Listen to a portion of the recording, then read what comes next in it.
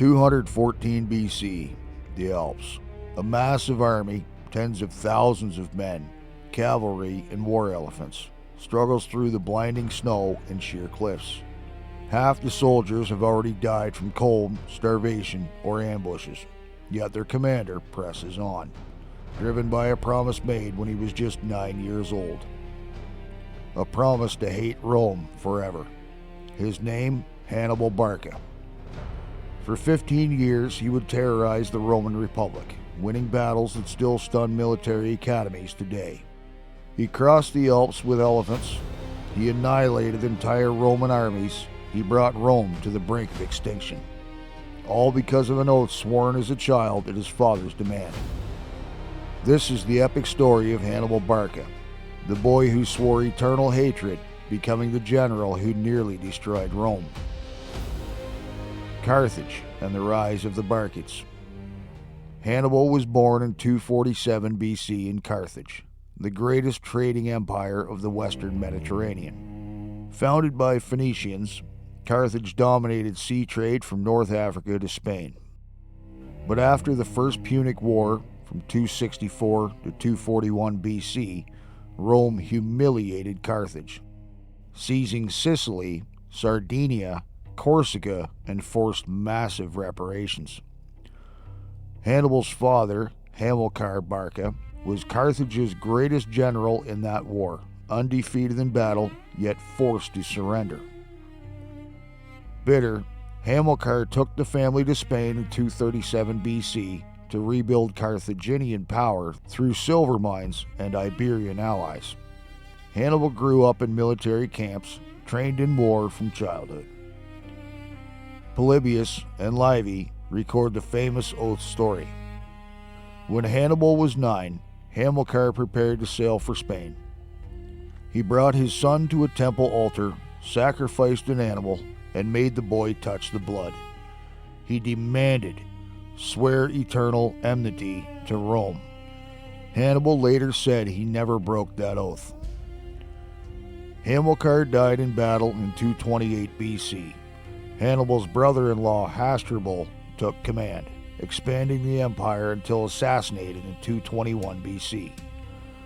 At age 26, the army acclaimed Hannibal commander. He was ready. The Spark, Saguntum, and the March on Italy. Rome watched Carthage's Spanish grow nervously. A treaty set the Ebro River as the limit. But Saguntum, south of Ebro, allied with Rome. In 219 BC, Hannibal besieged Saguntum, knowing it would provoke Rome. After 8 brutal months, the city fell. Inhabitants massacred or enslaved. Rome demanded Hannibal's surrender. Carthage refused. The Second Punic War began. Instead of waiting for Roman invasion of Africa, Hannibal chose audacity. He would strike Rome and Italy itself. In 218 BC, he left New Carthage with 90,000 infantry, 12,000 cavalry, and 37 war elephants. He subdued northern Spanish tribes, leaving brother Hasdrubal with 20,000 men. Crossing the Pyrenees, down to 50,000 infantry, 9,000 cavalry. Then the Cannae River, fighting Gauls, building rafts for elephants. Roman consul Scipio tried to intercept but arrived too late. Then the Alps. The impossible crossing.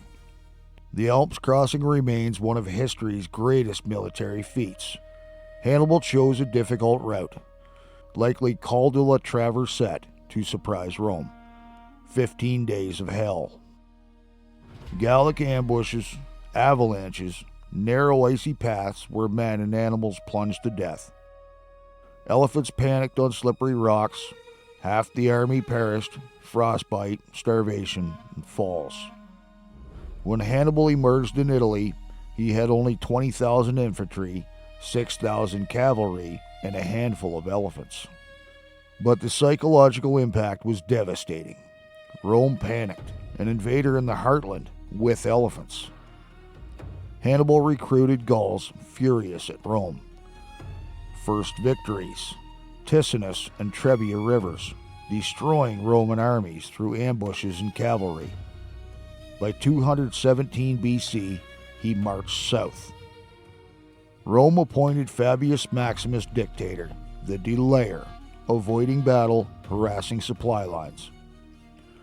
But Romans demanded action. New consuls, Flaminius and Varro. Cannae, the perfect battle. August 2nd, 216 BC, Cannae. Rome fielded its largest army ever, 86,000 men, against Hannibal's 50,000.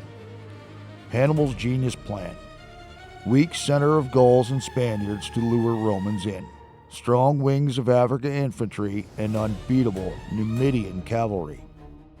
As Romans pushed the center, it bowed backward, inviting deeper advance.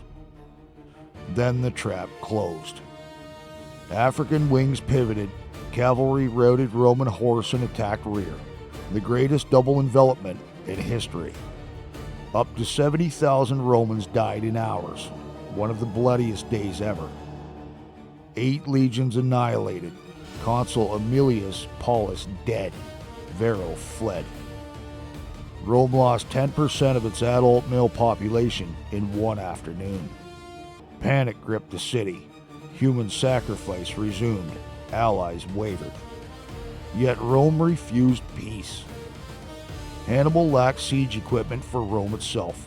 He marched south, hoping Italian cities would defect.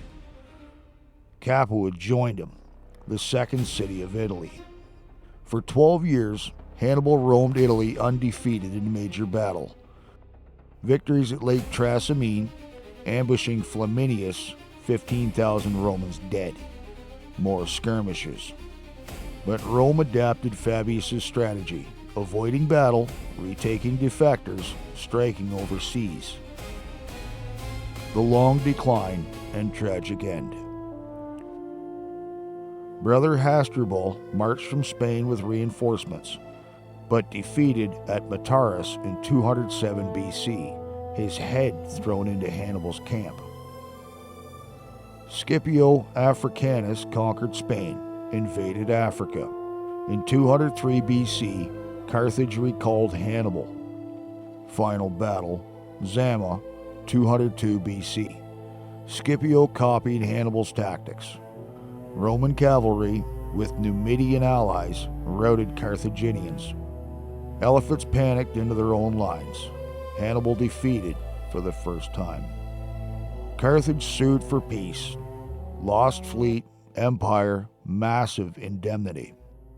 Hannibal became Carthaginian magistrate, reforming government, paying indemnity early. Rome feared his influence. Exiled in 195 BC, he served eastern kings against Rome.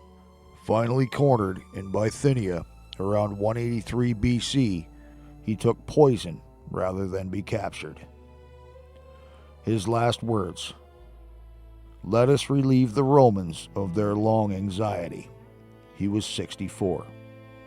Rome destroyed Carthage in 146 BC. Hannibal's legacy endures.